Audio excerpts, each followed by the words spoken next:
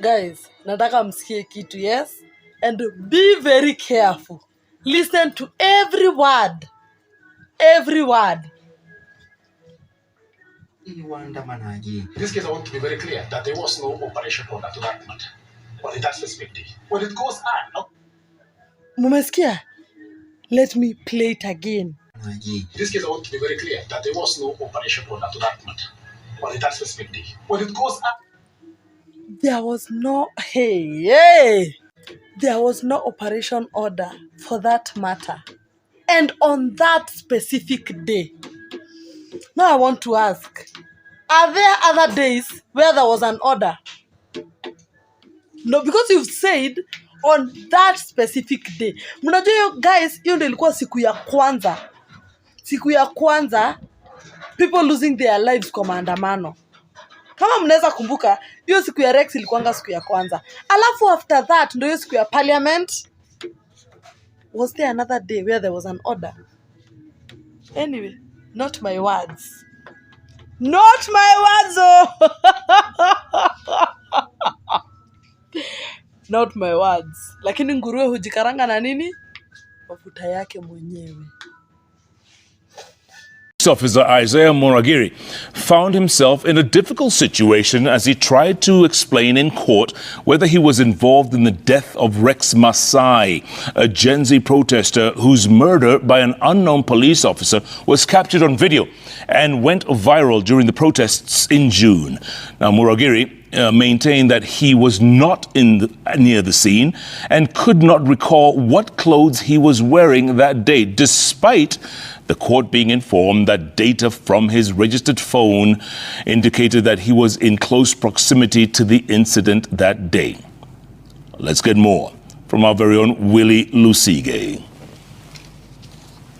Rex Masai was one of the protesters who made headlines after this CCTV video showed him getting shot by a plainclothes police officer during the Gen Z protests against the government in June. His death sparked a public outcry after the Office of the Public Prosecution stated that the video did not identify the police officer, even though protesters claimed that the officer was Isaiah Moragiri, who was stationed at the Central Police Station. My exact deployment was at the entrance of the KICC. Did you get to launch any tear gas canister? That particular day, I did it. This led to his appearance in the Milimani court on Wednesday for the first public hearing of the investigation into who shot Rex Masai. What would your comment be to the allegations that you may have been the one who fired the fatal shot? I don't know the reason why I was mentioned, and I was not armed with a gun that can fire to kill someone. However, Moragiri was put on the spot when asked to explain what clothes he was wearing and whether he was in the city center at the time Rex was shot at 7 p.m. I want to call the color of the t-shirt, but I can remember I was wearing a t-shirt. Were you in town at past 6 p.m.? No. The prosecutors, led by an LSK lawyer and IPOA, questioned why data from his phone number showed he was near the incident area and left at 10 p.m., despite his insistence that he had not used the number since 2023. Why did you keep your line when you stopped using it? I just disposed it off. I don't know why I kept it in the house, because I just removed it from my phone. The court was also informed that the data from the same phone number showed he was near City Mortuary the day after Rex's death. Any time on the 21st itself, near City Mortuary? No. Chief Magistrate Honorable G. Onsarigo adjourned the session until the 5th of February. Also, the executive officer to avail the ICT equipment for purposes of playing a video clip on the said date. Further hearing on 5th of February next year. As the inquest continues, the family of the late Rex Masai, who was killed during the climax of the anti-government protest by the Gen Z, is still hopeful that finally justice will be served and those behind his death will be brought to book. Finally, the cop was accused of killing Rex Masai during the Gen Z protests had his day in court. His name is Isaiah Moragiri, and during yesterday's court session, in his defense, he claimed that on that material day, he was stationed at the KICC with a tear gas launcher, and he did not interact with the demonstrators. Good morning. Now, reports indicate that Isaiah Murangiri, the police officer accused of shooting dead Rex Masai during the June 2024 protests, is set to stand trial tomorrow, the 5th of February. Now, although Isaiah Murangiri himself has denied being at the scene of crime, sources have revealed that there might be evidence placing him at the scene of crime. It is a case, of course, that is going to draw some national attention, and I will be giving you details as they come in. As you may be aware, there is an inquest in the murder of Rex Masai, and there were court proceedings today, and 2 police officers testified in court today. One of them is Adamson Bungei, the former Nairobi police commandant, who has now been promoted to be the Deputy Inspector General of Police. He said that there were no orders to police officers to use excessive force, meaning any police officer who would be found and who will be found to have used excessive force will carry their own cross. So on to the second police officer who testified. His name is Isaiah Murangiri. He is the famous plainclothes police officer who was captured by CCTV cameras shooting somewhere in the evening. And he is the main suspect in the murder of Rex Masai. And you could see that he was sweating in court today, trying to say that he was not at the point of the murder of Rex Masai, saying, "Oh, I was not using the phone you have the data on, so I was not using that phone, or I had submitted my firearm by 6:30. He was sweating. He even said that he doesn't remember which clothes he was on. And some time back, he said he was in black clothes and I think a white shirt. Today, he didn't remember. So the guy was sweating. And if he's found guilty, the guy will carry his own cross. And this should be a lesson to abductors. The people, this Isaiah Murangiri, thought he was helping. They don't even remember him right now. They are not in court with him. Wamemwacha kwa mataa. So to you abductors, the people you think you are helping today, watawaacha kwa mataa. They will be nowhere to be seen when you are being prosecuted, when you are sweating in court, because your day will come. Your day will come and you will be held into account. And the people who you think you are helping will not help you at all. Okay, now we're seeing Bungei is in court. He's testifying in Murangiri's murder case regarding Rex. And first of all, he's talking so softly. His tail is between his legs. Amenyamaza, ile kiburi, the normal kiburi they usually have. Haiko. He's even wearing some suit. An ugly, ill-fitting suit, but he's wearing a suit. Haja kuja kama amevaa police attire, kuja kutisha watu in court. He's very amenyamaza. He's not saying anything, but they've literally thrown Murangiri under the bus. Because he's saying there is no chain of command for the unit that Murangiri was in. That is him saying there's no chain of command. No one told him to shoot that kid. Okay, hao wanajiondoa. Okay, akina Jambazi and akina Kindiki, the ones who give shoot orders kill. Hawa wako, them they are not there. He's been thrown under the bus by himself. And if you saw those videos of him in CBD, literally tear gassing people to their faces, through tear gassing matatus, in hiyo kiburi yote imeisha. You're now facing 25 to life because you are shooting innocent protesters. For what? As in, what was all that for? What was the excessive force, all that? Following orders where? To prison. This is so sad, and hopefully these other police officers realize, even just taking these Mtumba orders, we've already seen that you don't even have a functioning medical insurance. Wenzenu ndo wao they are going to prison for following tyrants' orders. Now, what was that for? What was the point? where did you shoot? He's in the CCTV footage clear, anaonekana shooting him. Your superiors wamejiondoa. I'm following orders. Kwani you're stupid? Use your head. You're a grown up. Karibu. Aliyekuwa kamanda wa polisi Nairobi Adamson Bungei amesema kwamba hakuhusika kwa vyovyote katika mauaji yanayodaiwa kufanywa na polisi wakati wa maandamano ya vijana wa kizazi cha Gen Z mwaka uliopita. Bungei anasisitiza kwamba hakukuwa na ufyatulianaji wa risasi uliofanyika usiku wa tarehe 20 Julai mwaka jana wakati wa maandamano hayo.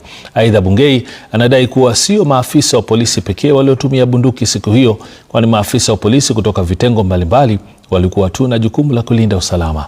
Aidha, alieleza kuwa hawezi kuiambia mahakama jinsi maafisa wa polisi walivyopangwa kikazi wakati huo. Kamanda huyo aliyekuwa na jukumu la kusimamia usalama na utekelezaji wa sheria alidai kwamba hajui kama mwandamanaji Rex Masai alipata jeraha lolote, na ikiwa alijeruhiwa hawezi kuthibitisha kama ilitokana na risasi.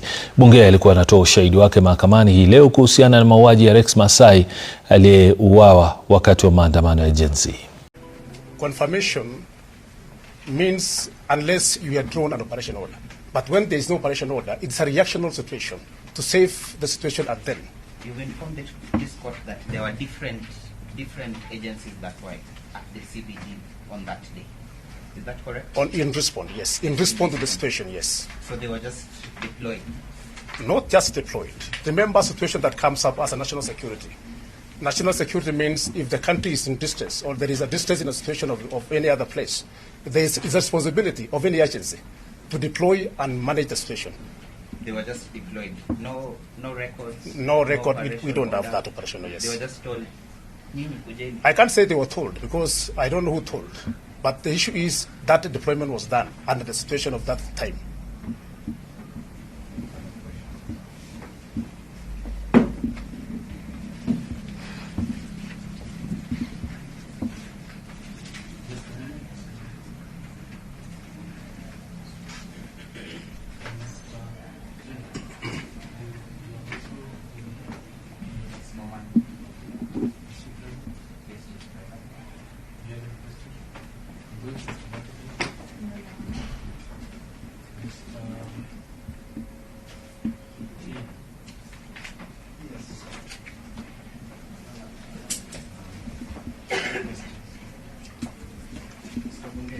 Yes, Your Honor.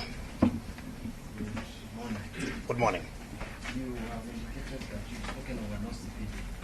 Could you provide the report with the name of this officer who informed you about the death at The OSPD then, as a commander in the first place, we do know our commanders as per the conscience. And when I talk of conscience, that name, Officer Commanding Police Division, that is a name as per the capacity of that jurisdiction. But on a specific name, that is a bit personal, which of course I can mention because it's Doris Kemei by the Mugambi. Yes. Were you told the cause of death of the deceased? No. Did you come to learn of the cause of death of the deceased, right? We learned through the postmortem report the cause of death. What was the cause of death? Bleeding, excessive bleeding. As a result of? A wound that he had incurred in his leg. Caused by? I don't know. Are you aware that the death, excessive bleeding was caused by bullet wound? I'm not aware because there was nowhere mentioned by that, by the report. Apart from being told that there was death at least by the Yes. OCPD, Yes, Your Honor. Any other extra information that he gave you? Not then, by Your Honor. Not then. Yes.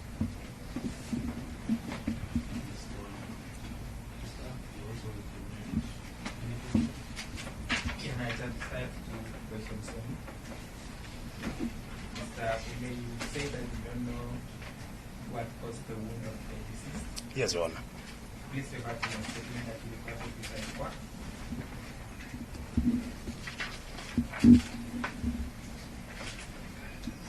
The second paragraph.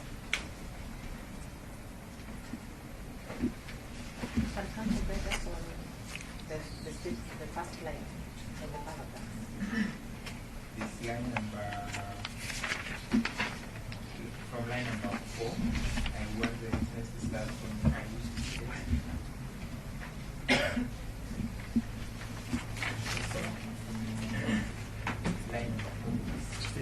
It's the paragraph starting, the second paragraph starting with, I wish to mention that on the 20th of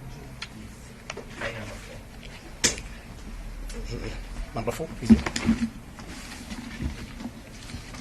I wish to state that at the time, that is where you want us to start. Thank you. I would wish to state that at the time, no police officer knew what kind of injury the victim had sustained, and it was only confirmed that it was a gunshot wound when the postmortem examination was done on 21st.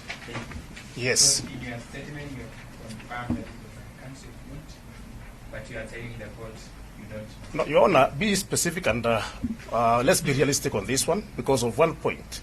Note that after postmortem, not before postmortem. So I'm specific that before that postmortem was done, we didn't know until the postmortem report was out. That's the only time now we can confirm from the records of the doctor what mentioned to by the doctor's report. Around between 7 and 8 p.m. Where were you? 7 and 8? Yes. Nilikuwa mess nikikula sapa. At the KBC mess? Yes, Your Honor.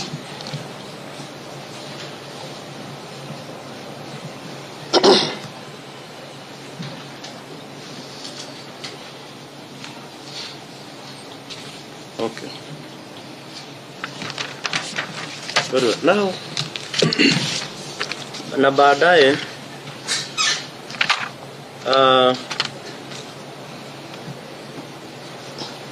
and then after that what happened? Nilala tu. And then the next day karudi kazi. Nikakuja kazi. The same place niliam here. So hiyo siku baada wewe kutoka huko deployment Uhuru Highway au ulienda CBD at any point? At any point sikuonekana CBD for like hiyo wiki yote. So you didn't get into the CBD? Yes, Your Honor. Did you fire any shots? No, Your Honor. On the 20th of June? There was no incident.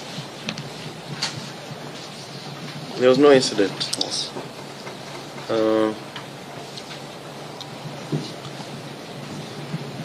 Also,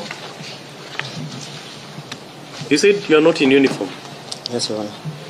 So, are you able to explain how you are on official duty and you're not in uniform? We always just for the court to understand. Yes, we are always deployed along the highways for collection of intelligence. So that is, it was not the first time you're doing it? Yes. Okay. Did you have any other weapon except the Jericho pistol that you've informed court? No. No other weapons? No other weapon. And also because you said you're not in uniform, had you concealed your identity, your face maybe? No. So, Bwana Kamau, if it is established that from investigation that the numbers that you've given to court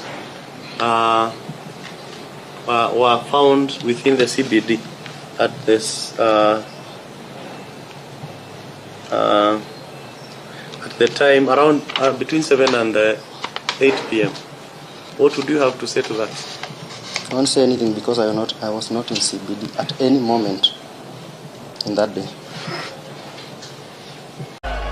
You might not know, but I want to tell you, this man lying down here is my son. My auntie is married in their family. The family of Mwangao and the family of Ndeti is the same family. This is our son here. You have taken the life of our son.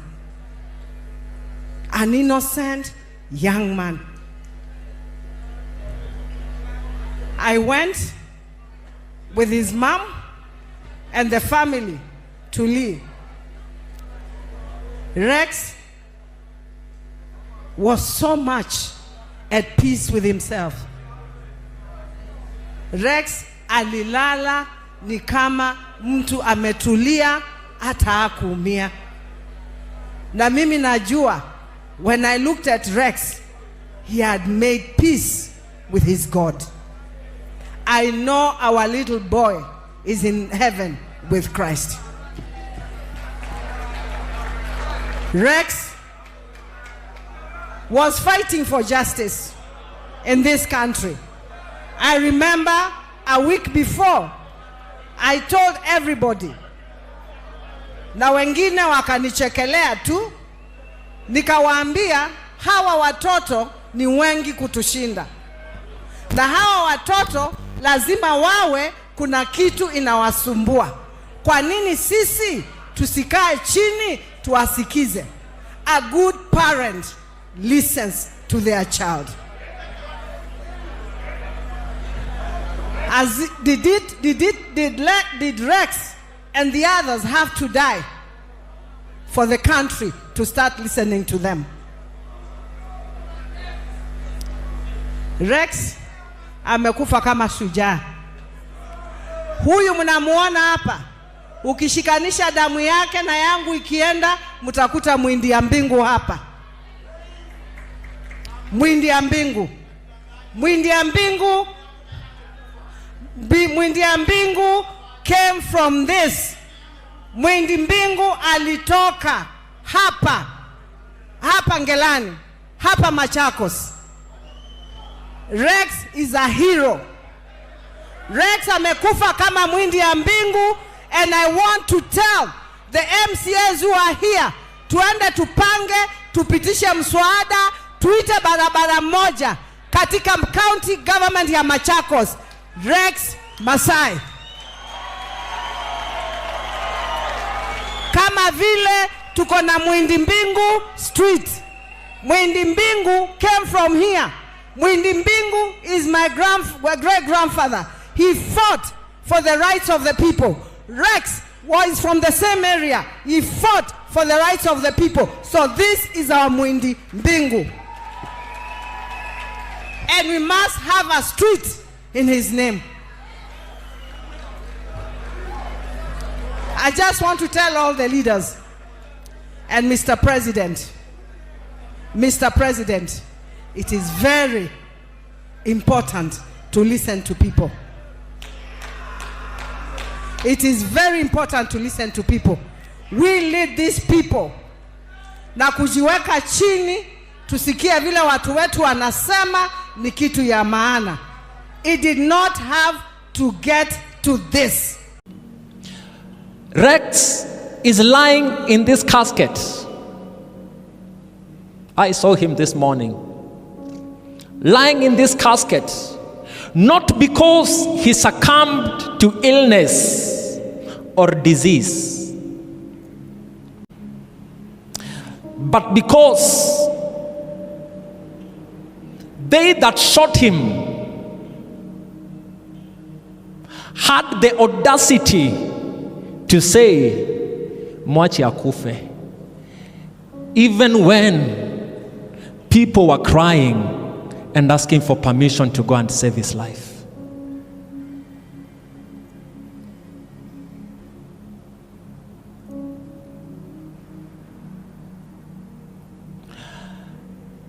Rex is lying in this coffin not because he was a criminal, not because he was armed. The only thing that Rex had in his pocket was his identification card and his phone.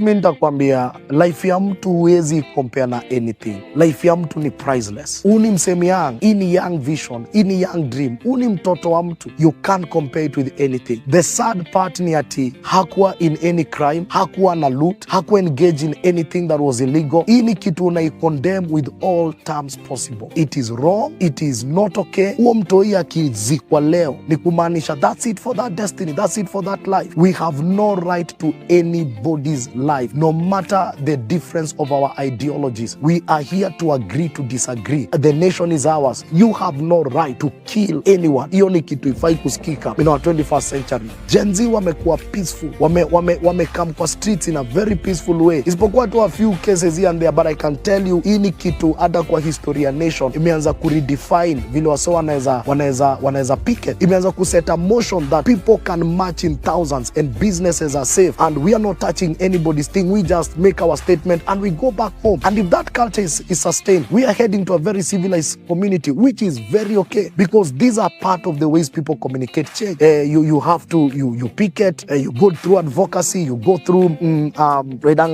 activism. There are ways that are captured and they are allowed in our constitution. So I believe the government should move swiftly, because that death can be a seed of something that people may not want to see. Remember, there was this young person who was mad with the government of the day, I think in Egypt. A young person who set himself on fire. Later, the whole of the Arab nation was on fire because of one man who set himself on fire. The life of that man was like a seed for a very chaotic revolution. I believe this has to be managed, and managed with a lot of wisdom, because this can be used as a seed to start what we call emotional heap. I don't know how the barrier will look like, and this can be used to start emotional heap, where people now feel, you know what, we are ready to die. Kill us if you want to kill us. And at the end of the day, unaanza kurealize ukianza kudeal na watu waogopi exit, then unakuanga una deal na a very serious ideological thing. So I think inafaa kuhandoliwa well. Na unaona Gen Z vile wametoa mpaka face, wametoa ni nani, you know, it tells you are dealing with a generation that is in all spaces. Na mimi imenistua juu nikiangalia ma Gen Z wako kila mahali, wako kwa gava, wako kwa mausi, wako kwa makarao, wako kwa intelligence. Gen Z wako all over, na ni kama wameshikana, wanatumia the available resources to make sure that their statement is heard. So I quite ignored. Na blood ya mtoi, when justice is served early, I tell you the truth, it will help settle so many things.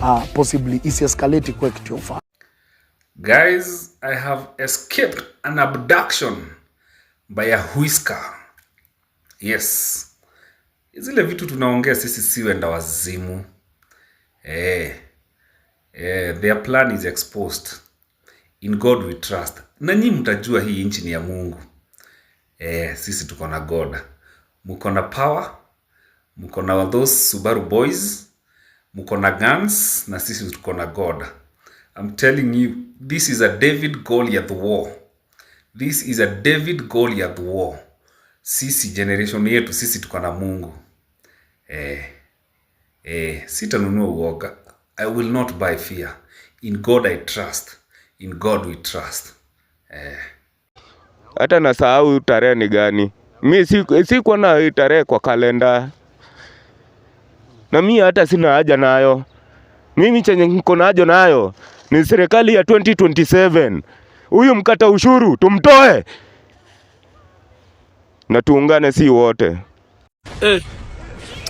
Meta vile naona nisha reject hiyo finance bill 2025. Ningoje tu date ya maandamano. Juu mambo yendi bana. Mimi hata wafanye nini? Mimi nisha reject. Mufanye nini? Nisha reject. Mufanye nisha reject. Nime reject. Mtoe date ya maandamano sasa. And we are not alone.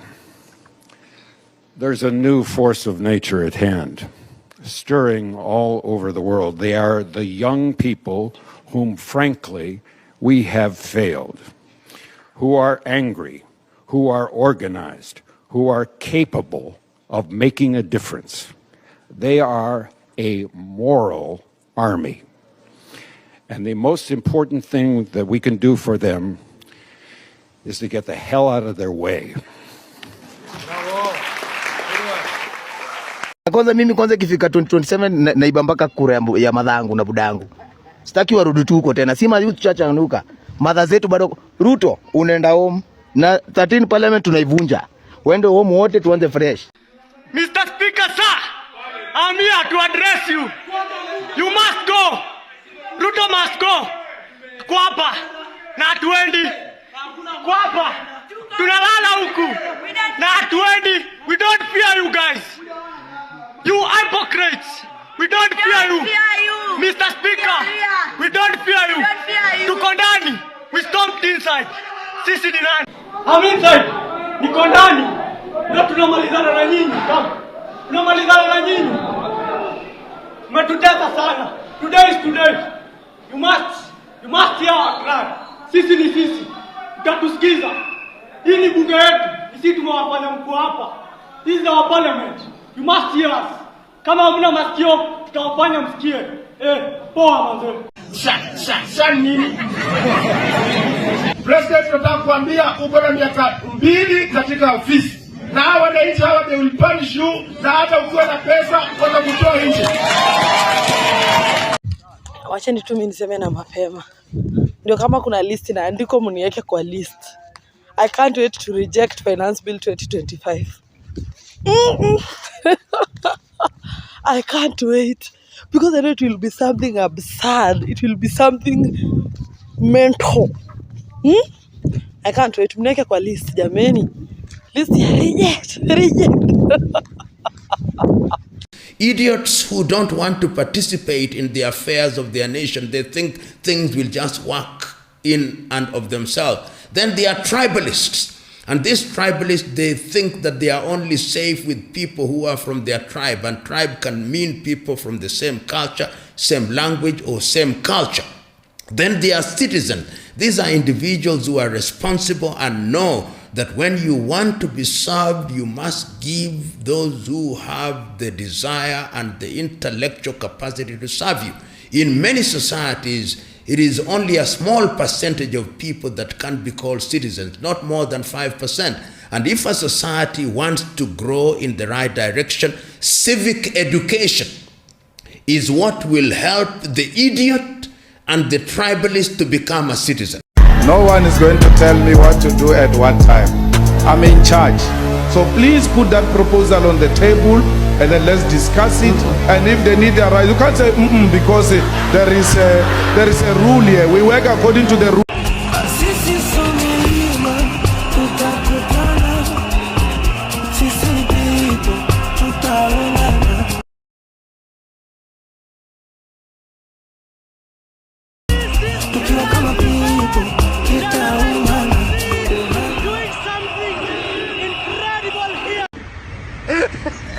Mungu yetu itoe Ruto Kenya, hata kama angalau na jali.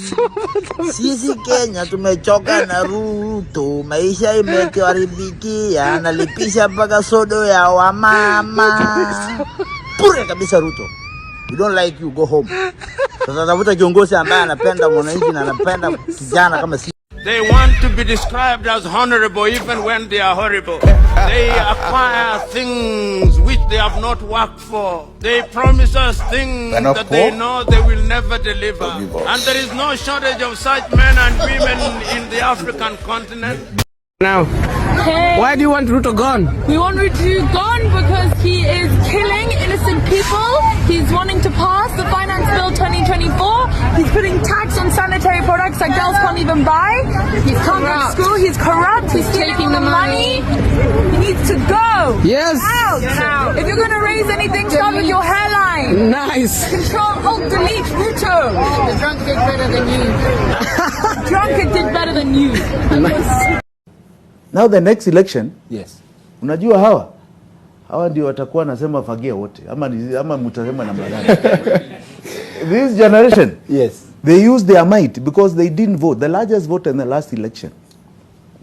Hi Kenyans, mi sina maneno mingi. All I want to say is Ruto must go like yesterday. Bye.